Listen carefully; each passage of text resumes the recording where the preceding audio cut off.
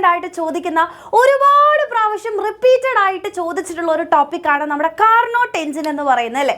അപ്പോൾ ഈ ഒരു വീഡിയോയിലൂടെ കാർനോട്ട് എഞ്ചിനിൽ നിന്നും ചോദിക്കുന്ന എല്ലാ ചോദ്യങ്ങളും അതിൻ്റെ കംപ്ലീറ്റ് തിയറീസും മിസ്താ നിങ്ങൾക്ക് സെറ്റാക്കി തരാൻ വേണ്ടി പോവാണ്. അപ്പോൾ ഈ ഒരു വീഡിയോ നിങ്ങൾ ഫുള്ളായിട്ട് കാണണം, മാക്സിമം നിങ്ങൾ ഫ്രണ്ട്സിലേക്കൊക്കെ ഷെയർ ചെയ്ത് കൊടുക്കണം. അപ്പോൾ വീഡിയോ മാത്രം കണ്ടാൽ പോരാ, നിങ്ങൾ എന്ത് ചെയ്യണം, കറക്റ്റായിട്ട് ലൈവുകൾ അറ്റൻഡ് ചെയ്യുക എന്നുള്ള കാര്യം കൂടെ ചെയ്താലാണ് നമുക്ക് ഫുൾ മാർക്കിലേക്ക് എത്താൻ വേണ്ടി പറ്റുക എന്ന് ഓർക്കുക കേട്ടോ. അപ്പോൾ നിങ്ങളെ ഫ്രണ്ട്സ് ഒക്കെ ഉണ്ടെങ്കിൽ അവർക്കൊക്കെ ഈ കാര്യങ്ങൾ നിങ്ങൾ ഷെയർ ചെയ്ത് കൊടുക്കാൻ കൂടെ ശ്രമിക്കുക. ഓക്കെ, അപ്പോൾ അങ്ങനെയാണെങ്കിൽ നമ്മൾ വീഡിയോയിലേക്ക് കടക്കുകയാണ്. കാർനോട്ട് എഞ്ചിൻ എന്ന് പറയുന്നത് നമുക്കറിയാം ഒരു ഹീറ്റ് എഞ്ചിനാണ് അല്ലേ. അപ്പോൾ മാക്സിമം എഫിഷ്യൻസി ഉള്ള ഒരു എഞ്ചിനെയാണ് അല്ലെങ്കിൽ ഹീറ്റ് എഞ്ചിനെയാണ് നമ്മൾ കാർനോട്ട് എഞ്ചിൻ എന്ന് പറയുന്നത്.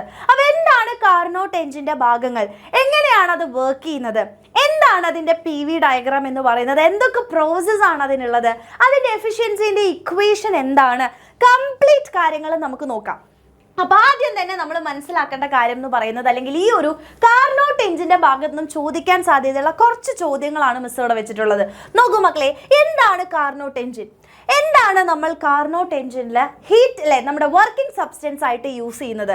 അടുത്തത് കാർനോട്ട് സൈക്കിളിൻ്റെ 4 പ്രോസസ്സുകൾ ഏതൊക്കെയാണ്, കാർനോട്ട് എഞ്ചിൻ്റെ വർക്കിംഗ് എന്ത് ചെയ്യുക എക്സ്പ്ലെയിൻ ചെയ്യാനാണ് പറഞ്ഞിട്ടുള്ളത്. Then draw the PV diagram of A Carnot cycle അല്ലേ, കാർനോട്ട് സൈക്കിളിൻ്റെ PV പ്രഷർ വോളിയം ഗ്രാഫ് വരയ്ക്കാൻ പറഞ്ഞിട്ടുണ്ട്. അതേപോലെ തന്നെ ഒരു കാർനോട്ട് എഞ്ചിൻ്റെ എഫിഷ്യൻസി കണ്ടുപിടിക്കാനും കൂടെ പറഞ്ഞിട്ടുണ്ട്. ഇത്രയും കാര്യങ്ങളാണ് നമുക്ക് നോക്കണം. അപ്പോൾ ഫസ്റ്റ് ഓഫ് ഓൾ എന്താണ് കാർനോട്ട് എഞ്ചിൻ. അപ്പോൾ നമുക്കറിയാം കാർനോട്ട് എഞ്ചിൻ എന്ന് പറയുന്നത് ഒരു ഹീറ്റ് എഞ്ചിനാണ് അല്ലേ. ഈ ഹീറ്റ് എഞ്ചിൻ 2 ടെമ്പറേച്ചർ, സോഴ്സ് ടെമ്പറേച്ചറിലും അതുപോലെ തന്നെ സിങ്ക് ടെമ്പറേച്ചർ ആയിട്ടുള്ള 2 ടെമ്പറേച്ചറിൻ്റെ ഡിഫറൻസിൽ അല്ലെങ്കിൽ ടെമ്പറേച്ചറിൻ്റെ ബിറ്റ്വീൻ വർക്ക് ചെയ്യുന്ന ഹീറ്റ് എഞ്ചിനെയാണ് നമ്മൾ എന്ത് വിളിക്കുന്നത്, കാർനോട്ട് എഞ്ചിൻ എന്ന് പറയുന്നത്. ഇതൊരു സൈക്ലിക് ആയിട്ടുള്ള പ്രോസസ് ആണ്, അല്ലെങ്കിൽ ഒരു റിവേഴ്സിബിൾ ആയിട്ടുള്ള എഞ്ചിനാണ് നമ്മുടെ കാർനോട്ട് എഞ്ചിൻ എന്ന് പറയുന്നത്. അപ്പോൾ എന്താണ് കാർനോട്ട് എഞ്ചിൻ എന്ന് ചോദിച്ചു കഴിഞ്ഞാൽ നിങ്ങൾ പറയണം, it is A reversible engine which operates between 2 temperatures. ഏതാണ്, T1 ആൻഡ് T2 അല്ലേ. T1 എന്ന് പറയുമ്പോൾ സോഴ്സ് ടെമ്പറേച്ചർ ആണ്, T2 എന്ന് പറയുമ്പോൾ സിങ്ക് ടെമ്പറേച്ചർ ആണ്. ഇങ്ങനെ ഈ ഒരു ഹൈ ആൻഡ് ലോ ടെമ്പറേച്ചറിൻ്റെ ഇടയിൽ വർക്ക് ചെയ്യുന്ന ഒരു റിവേഴ്സിബിൾ ആയിട്ടുള്ള ഹീറ്റ് എഞ്ചിനെയാണ് നമ്മൾ കാർനോട്ട് എഞ്ചിൻ എന്ന് പറയുന്നത്. ഇനി എന്താണ് ഈ 2 ഹീറ്റ് എഞ്ചിൻ അല്ലെങ്കിൽ നമ്മുടെ വർക്കിംഗ് ഓഫ് കാർനോട്ട് എഞ്ചിൻ എന്ന് പറയുന്നത് എങ്ങനെയാണെന്നാണ് നമ്മൾ ആദ്യം നോക്കേണ്ടത്. അപ്പോൾ കാർനോട്ട് എഞ്ചിൻ്റെ ഭാഗങ്ങൾ എന്ന് പറയുന്നത് നമുക്കറിയാം, ഒരു സോഴ്സ് ഉണ്ടാവും, അതേപോലെ തന്നെ ഒരു സിങ്ക് ഉണ്ട് ആൻഡ് ഒരു വർക്കിംഗ് സബ്സ്റ്റൻസ് ഉണ്ട്.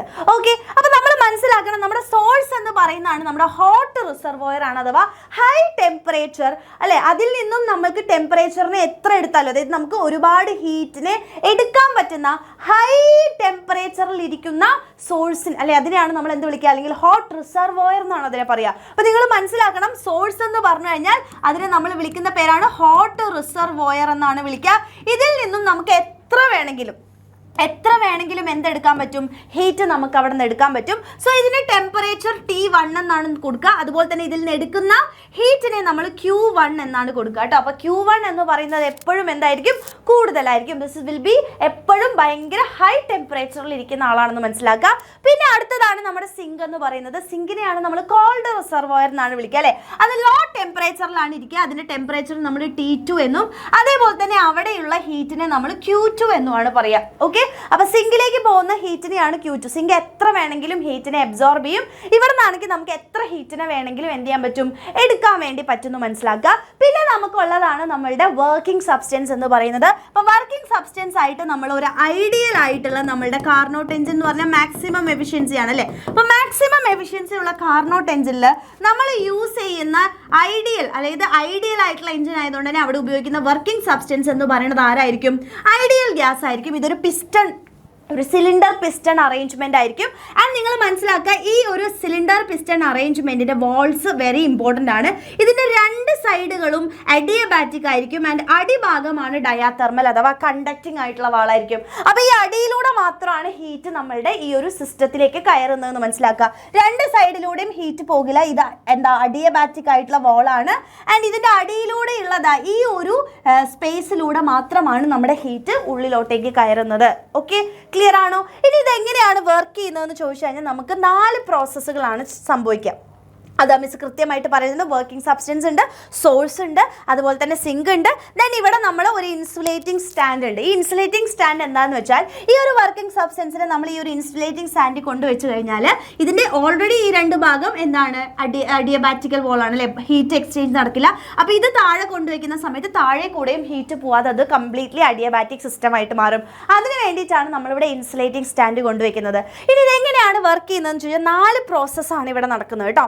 അതായത് നമ്മളൊരു പിസ്റ്റൺ അല്ലെങ്കിൽ ഒരു ഹീറ്റ് എൻജിൻ വർക്ക് ചെയ്യാന്ന് പറയുമ്പോൾ കംപ്രഷൻ ആൻഡ് എന്താണ് എക്സ്പാൻഷൻ മൂലമാണ് എന്ത് ചെയ്യുക, ഒരു കംപ്രഷൻ എക്സ്പാൻഷൻ ഇങ്ങനെ വരുന്ന സമയത്ത് അതിനെയാണ് നമ്മൾ മെക്കാനിക്കൽ എനർജി ആയിട്ട് കൺവേർട്ട് ചെയ്തുകൊണ്ട് നമുക്ക് പുറത്തേക്ക് വീൽസ് കറക്കാൻ വേണ്ടി നമ്മൾ യൂസ് ചെയ്യുക അല്ലേ. അപ്പോൾ ഇവിടെ നടക്കുന്നത് 4 പ്രോസസ്സുകളാണ് നമ്മുടെ കാർനോട്ട് എഞ്ചിനിൽ. ഏതൊക്കെയാണ്? Isothermal expansion, adiabatic expansion, isothermal compression and adiabatic compression. So 4 പ്രോസസ്സുകളാണ് നമ്മളുടെ കാർനോട്ട് എഞ്ചിനിൽ നടക്കുന്നത്. ഏതൊക്കെയാണ് മക്കളെ? Isothermal expansion, adiabatic expansion, isothermal compression, adiabatic compression. അപ്പോൾ കംപ്രഷൻ ആദ്യം എക്സ്പാൻഡ് ചെയ്യുന്നു, പിന്നെ കംപ്രസ് ചെയ്യുന്നു, എക്സ്പാൻഡ് ചെയ്യുന്നു, കംപ്രസ് ചെയ്യുന്നു, എക്സ്പാൻഡ് കംപ്രസ്. അതാണ് നമുക്ക് പുറത്ത് വീൽസിലേക്ക് എന്തായിട്ട് മാറുന്നത്, അതിൻ്റെ റിസൾട്ടായിട്ട് നമുക്ക് പുറത്ത് മെക്കാനിക്കൽ എനർജി കിട്ടുകയാണ് ചെയ്യുക. ഓക്കെ, അപ്പോൾ ഒരു ഹീറ്റ് എഞ്ചിൻ എന്ന് പറഞ്ഞു കഴിഞ്ഞാൽ നിങ്ങൾക്കറിയാം ഹീറ്റ് എനർജീനെ മെക്കാനിക്കൽ എനർജിയാക്കി മാറ്റുകയാണ് ചെയ്യുന്നത് അല്ലേ. അപ്പോൾ ഈ ഒരു 4 പ്രോസസ്സുകളിലൂടെയാണ് നമ്മളുടെ എന്തെന്ന് പറയുന്നത് ഹീറ്റ് എനർജീനെ എന്താക്കി മാറ്റുന്നത്, നമ്മുടെ മെക്കാനിക്കൽ എനർജിയാക്കി മാറ്റുന്നത്. ഇനി എന്താണ് സംഭവിക്കുന്നതെന്നാണ് ക്ലിയർ ആയിട്ട് മനസ്സിലാക്കുക. സോ ഫസ്റ്റ് നടക്കുന്നത് ഐസോതെർമൽ എക്സ്പാൻഷൻ ആണ്. അപ്പോൾ ഐസോതെർമൽ എക്സ്പാൻഷൻ നടക്കുമ്പോൾ നമ്മൾ നമ്മുടെ വർക്കിംഗ് സബ്സ്റ്റൻസിനെ നേരെ നമ്മുടെ സോഴ്സിന്റെ മുകളിൽ കൊണ്ടുവയ്ക്കുകയാണ് ചെയ്യുക. ഇതാണ് നിങ്ങൾ വർക്കിങ്ങിൽ എഴുതി കൊടുക്കേണ്ടത് കേട്ടോ. അപ്പോൾ ഈ സോഴ്സിന്റെ മുകളിലേക്ക് വെക്കുമ്പോൾ സ്വാഭാവികമായിട്ടും സോഴ്സ് ഹൈ ടെമ്പറേച്ചറിലാണ് അല്ലേ. അപ്പോൾ ഇവിടെ നിന്നും ഹീറ്റ് എങ്ങോട്ടേക്ക് പോകും? നമ്മളുടെ വർക്കിംഗ് സബ്സ്റ്റൻസിന്റെ ഉള്ളിലേക്ക് കയറുകയാണ് ചെയ്യുക. അപ്പോൾ വർക്കിംഗ് സബ്സ്റ്റൻസിന്റെ ഉള്ളിലേക്ക് നമ്മുടെ സോഴ്സിൽ നിന്നും ഹീറ്റ് പോകുമ്പോൾ സ്വാഭാവികമായിട്ടും നമ്മുടെ സിസ്റ്റം എന്ത് ചെയ്യും?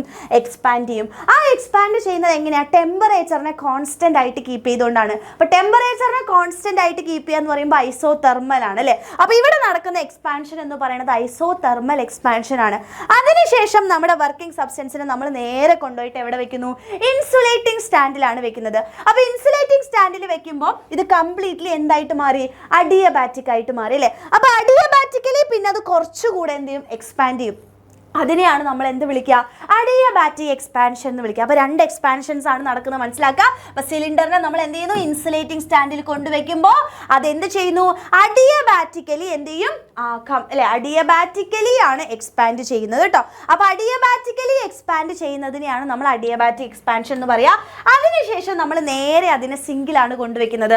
അപ്പോൾ സിങ്കിൽ കൊണ്ടുവയ്ക്കുമ്പോൾ സ്വാഭാവികമായിട്ടും നമുക്കറിയാം സിങ്ക് എന്ന് പറയുന്നത് ലോ ടെമ്പറേച്ചറിലായിരിക്കുന്നത് അല്ലേ. അപ്പോൾ ഇവിടെ ടെമ്പറേച്ചർ കുറവാണ്. അപ്പോൾ ടെമ്പറേച്ചർ കൂടിയതിൽ നിന്ന് ടെമ്പറേച്ചർ കുറവുള്ളതിലേക്കാണ് എന്ത് പോവുക? ഹീറ്റ് പോവുക. അപ്പോൾ സ്വാഭാവികമായിട്ടും നമ്മളുടെ ഈ ഒരു സിസ്റ്റത്തിൽ നിന്നും സിങ്കിലേക്കാണ് എന്ത് ചെയ്യുന്നത്? ഇവിടെ ഹീറ്റ് പോവുക. അപ്പോൾ സിസ്റ്റത്തിൽ നിന്ന് ഹീറ്റ് പുറത്തേക്ക് പോയി കഴിഞ്ഞാൽ അത് സ്വാഭാവികമായിട്ടും എന്ത് ചെയ്യും? കംപ്രസ് ആവും അല്ലേ. ആ കംപ്രസ് ആവുന്നത് ടെമ്പറേച്ചർ കോൺസ്റ്റന്റ് ആയതുകൊണ്ടാണ് അവിടെ നമ്മൾ എന്ത് വിളിക്കുന്നത്? ഐസോതെർമൽ കംപ്രഷൻ എന്ന് വിളിക്കുന്നത് കേട്ടോ. അതിനുശേഷം വീണ്ടും അതിനെ ഇൻസുലേറ്റിംഗ് സ്റ്റാൻഡിൽ കൊണ്ടുവയ്ക്കുമ്പോൾ അതൊന്നുകൂടെ കംപ്രസ് ചെയ്തു. അതെന്തായിരിക്കും? അഡിയബാറ്റിക്കലി കംപ്രസ് ചെയ്യുന്നു. അപ്പോൾ ഈ 4 പ്രോസസ്സുകളാണ് നടക്കുന്നത്. Isothermal expansion, adiabatic expansion, isothermal compression and adiabatic compression എന്ന് പറയുന്ന 4 പ്രോസസ്സാണ് ഇവിടെ നടക്കുന്നതെന്ന് കൃത്യമായിട്ട് നമ്മൾ മനസ്സിലാക്കുക കേട്ടോ. ഇനി ഇവിടെ എന്താ സംഭവിക്കുന്നതെന്ന് വെച്ച് കഴിഞ്ഞാൽ ഈ 4 പ്രോസസ്സുകൾ ഏതാണെന്ന് നമ്മൾ മനസ്സിലാക്കി, അത് കൃത്യമായിട്ട് പറഞ്ഞു. ഇനി അതിൻ്റെ PV ഡയഗ്രാം വരയ്ക്കുക എന്നുള്ളതാണ് അടുത്ത് നമ്മൾ മനസ്സിലാക്കേണ്ടത്. അപ്പോൾ PV ഡയഗ്രാം വരയ്ക്കുക പറയുമ്പോൾ ഈ 4 പ്രോസസ്സുകളെയാണ് നമ്മൾ വരയ്ക്കേണ്ടത് അല്ലേ. അപ്പോൾ ഈ 4 പ്രോസസ്സിലുള്ള പ്രഷർ, വോളിയം, ടെമ്പറേച്ചർ വേരിയേഷൻസ് ആണ് നമ്മൾ വരയ്ക്കുന്നത്. അപ്പോൾ ഇതുപോലെ ഒരു പിക്ചറാണ് നമുക്ക് കിട്ടുക കേട്ടോ. അപ്പോൾ നിങ്ങൾ നോക്കുക, ഇവിടെ പ്രഷർ, അതുപോലെ തന്നെ ഇവിടെ വോളിയം.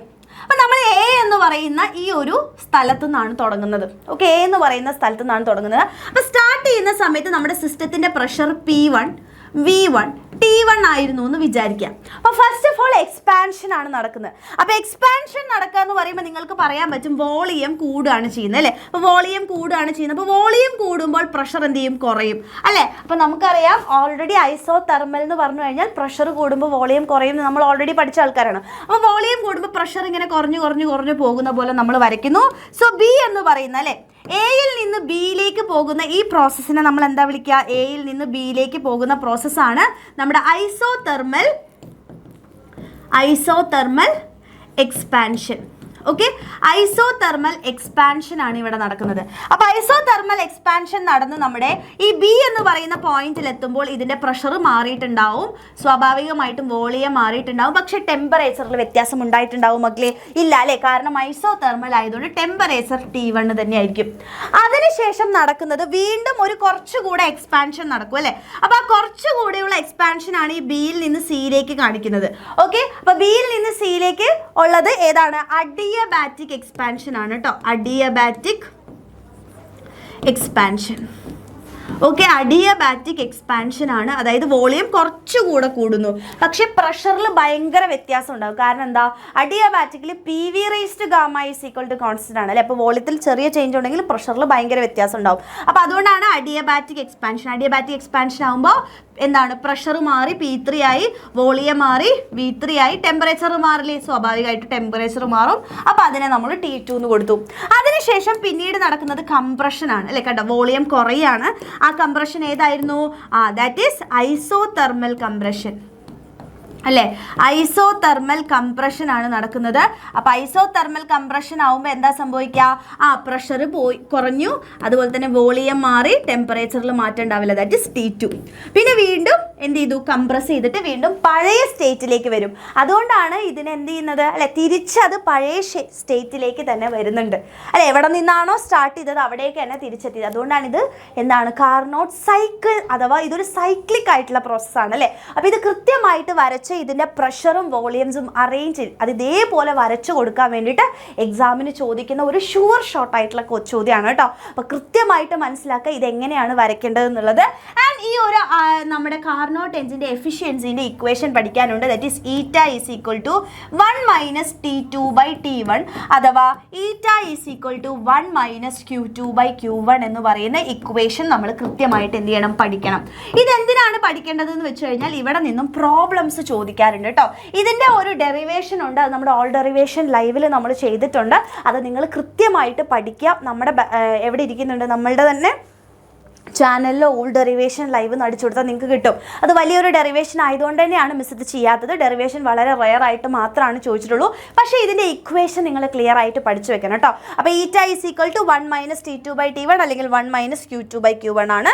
കൃത്യമായിട്ട് മനസ്സിലാക്കുക. ഇവിടെ ഒരു ചോദ്യം ചോദിച്ചിട്ടുണ്ട്, അതിൽ നിന്നും ഉപയോഗിച്ച് ചെയ്യേണ്ട. അപ്പോൾ കാർനോട്ട് സൈക്കിളിൻ്റെ PV ഡയഗ്രാം വരെ വരച്ചു നോക്കുക. A Carnot engine operating between temperature 398 and 293 എന്ത് കണ്ടുപിടിക്കാനാണ് പറഞ്ഞിട്ടുള്ളത്? എഫിഷ്യൻസി കണ്ടുപിടിക്കാനാണ് പറഞ്ഞിട്ടുള്ളത്. അപ്പോൾ നമുക്കറിയാം എഫിഷ്യൻസിയുടെ ഇക്വേഷൻ നമ്മളിപ്പോൾ പഠിച്ചുള്ളൂ, 1 - T2/T1 അല്ലേ. നമുക്കറിയാം T1 ആണ് source temperature, T2 zinc temperature ആണ്. അപ്പോൾ T1 ആയിരിക്കണം വലുത്, T2 ആയിരിക്കണം കുറവ്. അപ്പോൾ പറഞ്ഞേ T1 എന്ന് പറയുന്നത് ഇവിടെ എത്രയായിരിക്കും? 398 കെൽവിൻ ആയിരിക്കും. ആൻഡ് T2 എന്ന് പറയുന്നതാണ് നമ്മുടെ 293 കെൽവിൻ. ഇനി അതിലേക്ക് സബ്സ്റ്റിറ്റ്യൂട്ട് ചെയ്താൽ ഈറ്റ ഈസ് ഈക്വൽ ടു 1 - 398 / 293 എന്ന് വരും. ഇതിനെ ക്രോസ് മൾട്ടിപ്ലൈ ചെയ്യാം.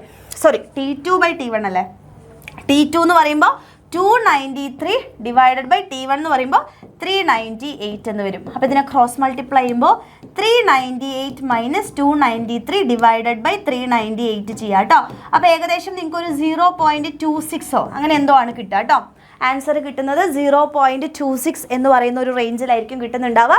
ഇനി ഇതിനെ പേഴ്സൻറ്റേജിലേക്ക് മാറ്റണം, അതായത് എഫിഷ്യൻസിനെ നമുക്ക് പേഴ്സൻറ്റേജിലേക്ക് മാറ്റണം എന്നുണ്ടെങ്കിൽ എന്ത് ചെയ്താൽ മതി?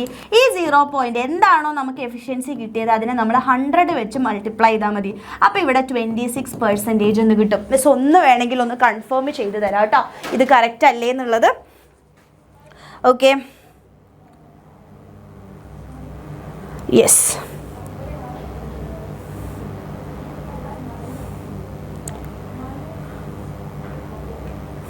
യെസ്, 0.263 തന്നെയാണ് കേട്ടോ വരുന്നത്. 0.263 എന്ന് തന്നെയാണ് വരുന്നത്, കറക്റ്റാണ്. ഓക്കെ, അപ്പോൾ 26%.